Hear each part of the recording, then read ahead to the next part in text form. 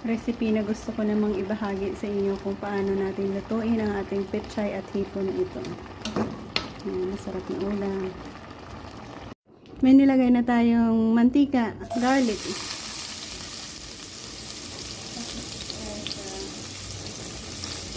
Onion. Kamatis. Next, lagay natin ang pechay. Ito recipe lang ito. Maraming pechay, masarap.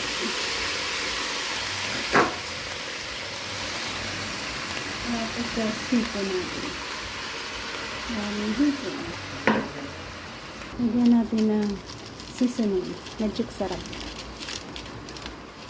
Konti. Asin.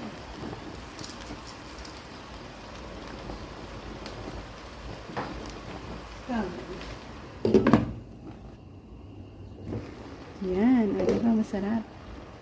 Ulam na masarap yan, guys.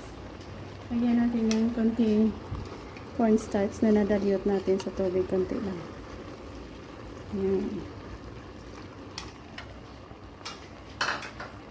Yan. Napapalapot ng ating sauce niya. So, ito na ang ating masarap na pechay recipe with hipon. Diba? Napaka-easy lang. So, thank you again for joining me. Sarap.